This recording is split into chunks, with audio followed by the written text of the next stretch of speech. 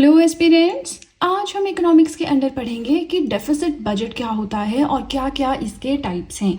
देखिए, हम पढ़ क्या रहे हैं, हम पब्लिक फाइनेंस पढ़ रहे हैं, कौन कौन से टॉपिक्स हम पढ़ रहे हैं। चलिए थोड़ा सा एक बार रिकैप ले लेते हैं। Now this is the first page जहाँ पे मैंने छोटा सा इंडेक्स भी बनाया है कि हमें क्या क्या पढ़ना है। Public finance which means the finances of the government, यानी भारत सरकार के पास जो पैसा है वो उसे कैसे मैनेज करती है, वो सब कुछ हम स्टडी करती हैं अंडर पब्लिक फाइनेंस। अब इसमें एक बहुत बड़ा टॉपिक रहता है फिस्कल पॉलिसी, जो कि मैंने आपको ऑलरेडी पढ़ा दिया है। तो बहुत छोटे छोटे से टॉपिक्स हैं जो कि पब्लिक फाइनेंस के अंडर हमें कवर करने हैं। ओके, तो हमने फिस्कल पॉलिसी पढ़ा which is a policy of government. हम मॉनेटरी पॉलिसी पढ़ते हैं which is the policy of RBI. तो दोनों में कंफ्यूज हो जाते हैं ना। तो फिस्कल पॉलिसी गवर्नमेंट की पॉलिसी होती है, मॉनेटरी पॉलिसी आरबीआई की पॉलिसी होती है।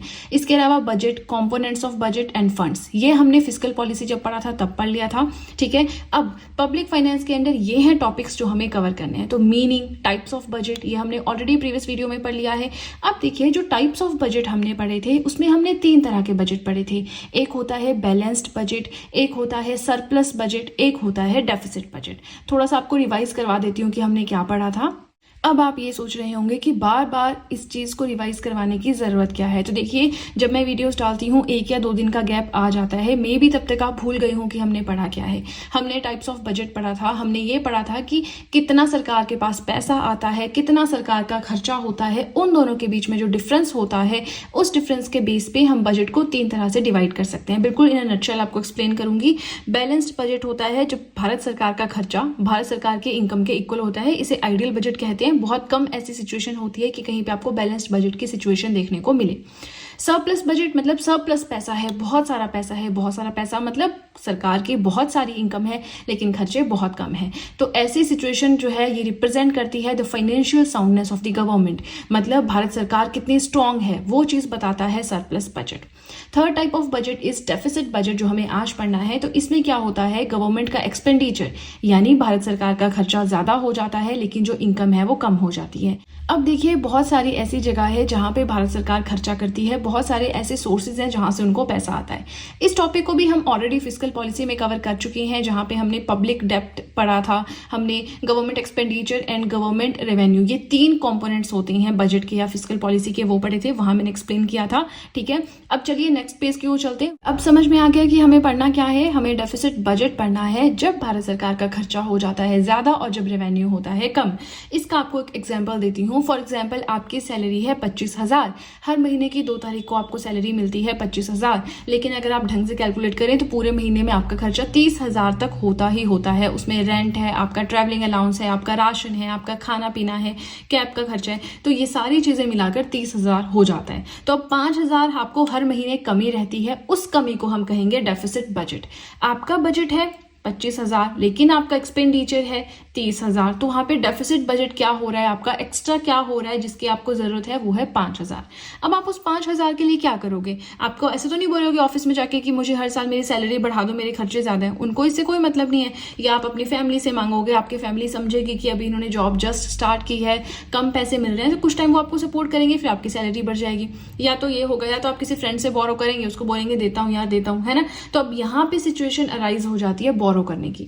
अब बोरो आप अपने किसी क्लोज मेंबर से कर सकते हैं या आप किसी अननोन से, किसी कलीग से ऑफिस में ले सकते हैं। ठीक है, 2 सिचुएशंस होती हैं। तो वैसे ही भारत सरकार के पास भी 2 सिचुएशंस होती हैं, या तो वो इंटरनली बोरो कर सकता है ये पैसा, या फिर एक्सटर्नली, यानी कि जो भी हमारे ये फाइनेंशियल इंटरनेशनल फाइनेंशियल इंस्टीट्यूशंस होती हैं, जैसे कि वर्ल्ड बैंक है आपका, IMF है आपका, वहां से ये पैसा जो है बोरो कर सकते हैं।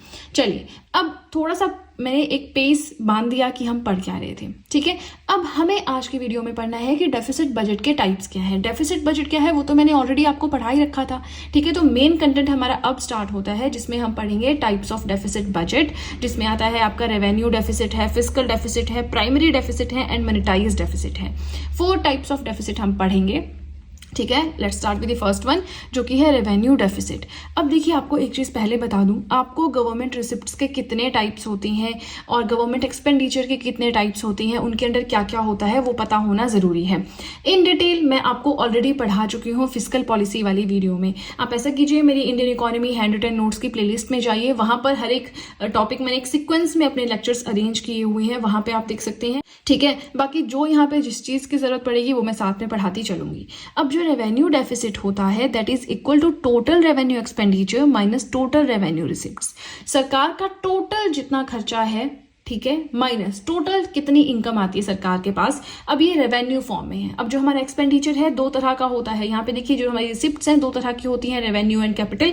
इनको भी फर्दर डिवाइड कर सकते हैं। जो एक्सपेंडिचर होता है सरकार का वो भी दो तरह का होता है, रेवेन्यू एंड कैपिटल। इन्हें हम फर्दर पढ़ते हैं, लेकिन यहाँ पे सिर्फ revenue, receipt and revenue expenditure की बात हो रही है, ठीक है। अब रेवेन्यू रिसिप्ट्स क्या होती है कि जहां से सरकार को पैसा आता है in terms of cash money, जैसे कि बार बार जहां से पैसा आता है रेवेन्यू रिसिप्ट में, जैसे कि आपका टैक्स, एक होता है टैक्स रेवेन्यू, एक होता है non tax revenue. Tax revenue में आपके पास जीएसटी आ रहा है, इनकम टैक्स आ रहा है, कॉर्पोरेट टैक्स आ रहा है। नॉन टैक्स रेवेन्यू में कभी चालान हो रहा है, कभी कोई फाइन हो रहा है, पेनल्टी हो रही है, किसी दूसरी कंट्री को पैसा दिया है वहां से इंटरेस्ट आ रहा है, तो वो सारा हो गया नॉन टैक्स रेवेन्यू। वैसे ही एक्सपेंडिचर में रेवेन्यू एक्सपेंडिचर क्या होता है कि जो बार बार जाता है, ये रिकरिंग होते हैं रेवेन्यू दोनों नेचर में, ठीक है। जैसे सैलरीज है हर महीने जाएंगी, पेंशन है हर महीने जाएंगी, सब्सिडीज है हर महीने जाएंगी, ठीक है। तो ये रिकरिंग खर्चा है जो हर महीने होना ही होना है, सरकार को पता है। अब इन दोनों के बीच में जो डिफरेंस होता है that is known as revenue deficit. समझ में आ गया? Revenue deficit is equal to revenue expenditure minus revenue receipts. चलिए सेकेंड टाइप ऑफ डेफिसिट देखते हैं। अब यहाँ पे बहुत ध्यान देने की जरूरत है क्योंकि एक दो टर्म्स ये ऐसे यूज कर देते हैं ना फिर जहां पे हमें कंफ्यूजन हो जाता है। सो फिस्कल डेफिसिट होता है total expenditure minus total receipts. Total expenditure माने रेवेन्यू प्लस कैपिटल एक्सपेंडिचर, दोनों को मिला के जो टोटल एक्सपेंडिचर हुआ minus total receipts. Revenue plus capital, यहाँ पे रेवेन्यू प्लस कैपिटल देख रहे हैं आप, ठीक है जी। तो total expenditure minus total receipt, ये तो ऊपर वाले से भी ज्यादा इजी है। रेवेन्यू डेफिसिट में revenue expenditure minus revenue receipt हम पढ़ते हैं, फिस्कल में हमने total expenditure minus total receipt पढ़ लिया, एक्सक्लूडिंग बोरोइंग्स। अब ये ध्यान देने वाली बात है कि हम बोरिंग्स को क्यों यहाँ पे एक्सक्लूड कर रहे हैं, कर लो उनको भी ऐड। बोरिंग्स क्या होता है कि किसी भी फाइनेंशियल इंस्टीट्यूशन से, वर्ल्ड बैंक से, आईएमएफ से कभी लोन लिया है तो उस लोन को ना तो एक्सपेंडिचर में ऐड करना है ना रिसिप्ट्स में, समझ रहे हैं, वो लोन ही हटा देना है, ठीक है, एक्सक्लूडिंग बोरिंग्स। अब ऐसा क्यों करेंगे जी? अब यहाँ पे हम इसको एग्जाम्पल से समझेंगे। फॉर एग्जाम्पल मेरे पास 800 रुपए थे, ठीक है, 800 रुपए थे, मुझे शॉपिंग करने जाना था तो मुझे 800 रुपए ही मिले घर से, ठीक है। अब मैंने 800 की जगह 1000 रुपए खर्च दिया। अब मुझे वहां पे पेमेंट करनी है। पेमेंट कैसे हो गई? या तो मैं घर पे बोलूंगी कि यार प्लीज दे दो 200 रुपए, या किसी फ्रेंड को बोलूंगी, है ना। तो अब मेरे पास क्या हो रहा है, यहाँ पे 200 रुपए कम हो रहे हैं, ठीक है। तो अब ये जो 200 रुपए है इतना कम अमाउंट मेरे पास है, तो इस सिचुएशन में क्या होगा, मैं बोरो करूंगी कि प्लीज मुझे पैसे दे दो किसी ना किसी से, ठीक है। तो अब जब मैं घर पे बैठ के at the end of month अपने खर्चा देखूंगी तो मैं 1000 माइनस 800 करके समझ जाऊंगी कि 200 रुपए डेफिसिट, 200 रुपए कम है मेरे पास, इतनी कमी है, तो मुझे खर्चा कंट्रोल करने की जरूरत है। सेकेंड सिचुएशन में ये हो गया जब हमने बोरिंग्स को एक्सक्लूड किया है। अगर मैं बोरिंग्स को भी ऐड कर दूं, 1000 रुपए का सामान मैंने लिया, 800 रुपए मेरे पास थे, लेकिन मेरे मम्मा ने भेज दिए मुझे 200 रुपए, तो 1000 हो गया ना, तो पूरा कवर हो गया, तो 1000 माइनस 1000 0 हो गया। तो अब अगर मैं इस तरह से कैलकुलेट करूंगी तो मैं at the end of month identify कैसे करूंगी कि मैंने कितने लोगों से उधार लिया, क्योंकि पूरे महीने कभी किसी से उधार ले रहे, कभी किसी से उधार ले रहे, तो वो एक्चुअल में पूरा कैलकुलेट करना पड़ेगा ना कि मैंने बोरो कितना किया, एक्चुअल में मेरे पास कमी कितनी थी। अब देखिए जो बोरिंग्स होंगी वो वही इक्वल होंगे इन दोनों के डिफरेंस के, ठीक है ना, क्योंकि खर्चा मान लो 10 रुपए है ना, और रसीद हमारे पास 8 रुपए की आ रही है, तो 2 रुपए हमारे पास कम हो रहे हैं। अब हमें सरकार तो चलानी है, तो 2 रुपए हम क्या करेंगे, बोरो करेंगे कहीं से, ठीक है। तो इन दोनों के बीच में डिफरेंस जो है that is equal to the borrowings. But ये इतना डेप्थ में जाने की जरूरत नहीं है, बस इतना समझ लीजिए कि ये कंसेप्ट है। और हम बोरिंग्स को इसलिए एक्सक्लूड करते हैं ताकि हम ये जान सकें कि हम कितने पानी में हैं, ठीक है, कितना हम पर अभी भी हमें बोरो करना पड़ेगा, इसलिए हम बोरिंग्स को यहाँ पे एक्सक्लूड करते हैं एक्चुअल में डेफिसिट जानने के लिए। Okay, now third type of deficit आता है प्राइमरी डेफिसिट। अब प्राइमरी डेफिसिट क्या होता है, fiscal deficit minus interest payments, ये तो उससे भी ज्यादा इजी है। प्राइमरी डेफिसिट हो गया आपका जो फिस्कल डेफिसिट है, इसमें से माइनस करनी है इंटरेस्ट पेमेंट्स। कौन सी interest payments? On earlier borrowings. ऐसा नहीं है सरकार अभी बोरो करेगी, सरकार ने कभी रोड के लिए पैसा लिया, कभी वाटर मैनेजमेंट के लिए पैसा लिया, कभी डिजास्टर मैनेजमेंट के लिए, कभी किसी चीज के लिए। हम पढ़ते हैं ना कि वर्ल्ड बैंक ने इतना डॉलर मिलियन लोन इंडिया को दिया, या केरला स्टेट गवर्नमेंट को दिया, किसी ना किसी स्टेट को दिया, है ना। तो वो जो बोरिंग हमने कभी की थी उस पर इंटरेस्ट हर महीने जाती रहती है, किस्त कार खरीदते हैं हर महीने किस्त चलती है 4-5 साल तक। तो वैसा ही यहाँ भी होता है, जब हम बाहर से किसी फाइनेंशियल इंस्टीट्यूशन से लोन लेते हैं तो वहां भी हमें किस्त देनी पड़ती है, ठीक है। तो वो किस्त पे जो इंटरेस्ट जो जा रहा है, इंटरेस्ट रेट जो जा रहा है ना, वो हमें माइनस करना है। अब यहाँ पे इसी एग्जाम्पल को उठा के लाते हैं। ठीक है जी। प्राइमरी डेफिसिट कैलकुलेट करना है, 200 रुपए मैंने बोरो करने पड़े क्योंकि मेरे पास 200 रुपए कम थे। ये मेरा फिजिकल डेफिसिट था जो मैंने एंड में कैलकुलेट किया, तो ये 200 रुपए था। लेकिन इन 200 रुपए में से 20 रुपए तो मैं इंटरेस्ट दे रही हूँ जो मैंने पहले लिया था। अब देखिए यहाँ पे 200 रुपए डेफिसिट था, 200 रुपए कम थी इसलिए मैंने उधार लिए थे, बोरो किया था। अब ये 200 रुपए मुझे समझ रहे ना, आप ये उधार लिया है, तो इस 200 में से अगर एक्चुअल में कैलकुलेट करें तो मैंने पहले भी कभी उधार लिया था, कभी पहले कुछ और अमाउंट, तो उस पर मैंने इंटरेस्ट रेट भी देना है 20 रुपए, तो अब ये बच गया पूरा 180 रुपए। तो एक्चुअल डेफिसिट यहाँ पे क्या है, 180 रुपए। समझ रहे हैं, ये बोरिंग्स मेरी उधारी है। ठीक है, कितनी उधारी है, 200 रुपए उधारी है। लेकिन अब जब मैं नेक्स्ट टाइम वापस करूंगी तो मैं उसमें कुछ पिछला भी उसको वापस करूंगी ना। ठीक है, नहीं कंसेप्ट समझ में आया है मुझे बताएं कमेंट सेक्शन में, फिर मैं आगे फिर से इसको एक बार एक्सप्लेन कर दूंगी। ठीक है जी। अब हमारा लास्ट टाइप ऑफ डेफिसिट जो आता है दैट इज द मॉनेटाइज्ड डेफिसिट। अब मॉनेटाइज्ड डेफिसिट क्या होता है, चलिए।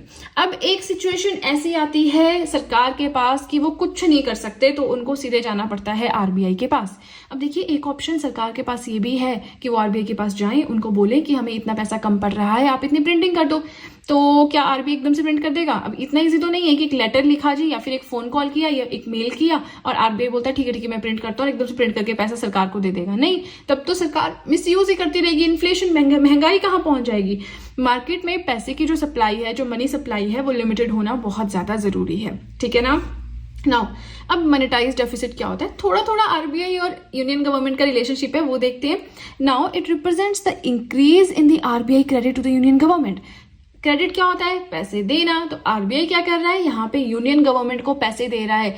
तो अब आरबीआई जो क्रेडिट देता था पहले, अब उससे उसने बढ़ा दिया पैसा जो है। फॉर एग्जांपल पहले 1000 करोड़ देता था, अब 1200 करोड़ कर दिया कि अब लो यूनियन गवर्नमेंट, अब 1200 करोड़ लो, इसका कर लो जो करना है ना। अब वो 1200 करोड़ बढ़ाया तो कैसे बढ़ाया, चलिए प्रिंट नहीं करवाई करेंसी यहाँ पे, वो बिल्कुल अलग कंसेप्ट है, वो हमने मॉनेटरी पॉलिसी में पढ़ रखा है कि आरबीआई कैसे कंट्रोल करता है money supply in the market, है ना। तो वो यहाँ पे नहीं कंफ्यूज करना है। हम मॉनेटाइज्ड डेफिसिट पढ़ रहे हैं। डेफिसिट क्या होता है कि सरकार का खर्चा हो गया है ज्यादा, इनकम है कम, सिचुएशन ऐसी आ गई है कि अब पैसे उधार लेने पड़ेंगे। उधार लेने के लिए आरबीआई के पास जाएं या फिर बाहर के किसी इंस्टीट्यूशन के पास जाएं, तो वो हमें देखना है। ठीक है। अब मॉनेटाइज्ड डेफिसिट रिप्रेजेंट करता है the expansion in money by the RBI. RBI market में मनी सप्लाई बढ़ा रहा है, कैसे, यूनियन गवर्नमेंट को पैसा देगा, यूनियन गवर्नमेंट मार्केट में पैसा बढ़ाएगी तभी तो डेवलपमेंट होगी, है ना। तो अब एक्सपेंशन हो रहा है मनी का। Here monetary support that the RBI extends to the centre as part of the government's borrowing programme. Government का एक प्रोग्राम होता है, मतलब एक प्रॉपर पॉलिसी होती है जिसके अंडर वो आरबीआई से बोरो कर सकता है, तो उसके अंडर जो है ये मॉनेटरी मतलब पैसों की फॉर्म में सपोर्ट करता है आरबीआई यूनियन गवर्नमेंट को। अब कैसे सपोर्ट करेगा, ऐसे तो नहीं बोलेगा यार 1000 की जगह 1200 करोड़ ले लो हो गया, अपना वो 200 करोड़ ऐसे तो नहीं देगा। ये तो मैं छोटी मोटी बात कर रही हूँ, वहां पे तो बहुत बड़े अमाउंट में बात होती है। ठीक है। नाउ ये है मेन लाइन जो यहाँ पे पढ़ना है आपने। ठीक है। Purchase of the government bonds by the central bank to finance the spending needs of the government.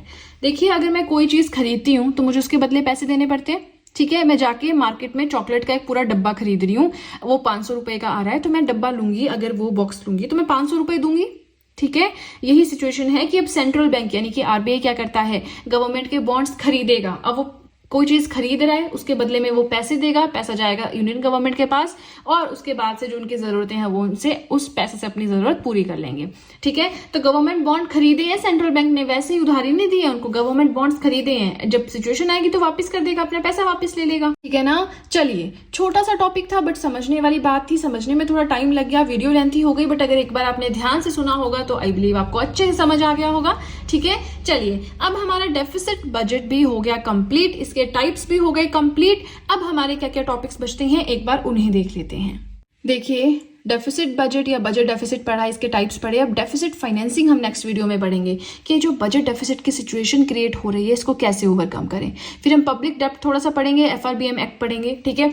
तो अब छोटी छोटी वीडियोस होंगी, आप बस देखते चलें। लगता है कि इंपॉर्टेंट नहीं है, बट देखिए यहाँ से क्वेश्चन स्टेटमेंट फॉर्म में आता है कि अगर एक्सपेंडिचर, गवर्नमेंट का रेवेन्यू एक्सपेंडिचर बढ़ रहा है तो उसका किस पे इफेक्ट पड़ेगा, आपके डेफिसिट बजट पे या रेवेन्यू बजट, वैसे कभी कुछ सिचुएशन आ सकती है, कोई क्वेश्चन आ सकता है। ठीक है, तो चलिए, आई होप मैंने जो पढ़ाया आपको समझ में आया है, वीडियो अच्छी लगी है। और अगर वीडियो अच्छी लगी है तब तो बहुत ही ज़्यादा अच्छे से पता है कि क्या करना है। जल्दी से कर दीजिए चैनल को सब्सक्राइब, बेल आइकन को कीजिए प्रेस, सो दैट मैं जैसे कोई वीडियो अपलोड करूँ सबसे पहले नोटिफिकेशन आपके पास पहुंचे। प्लस जो भी आपके फ्रेंड्स हैं जो भी गवर्नमेंट एग्जाम्स के लिए प्रिपेयर कर रहे हैं, उनके साथ भी मेरे चैनल का लिंक ज़रूर शेयर करें, so that in hand written notes का उन्हें भी कुछ फायदा हो सके। तो चलिए फ्रेंड्स, आज के लिए इतना ही। अब हम मिलेंगे नेक्स्ट वीडियो में। So that's it and see you soon.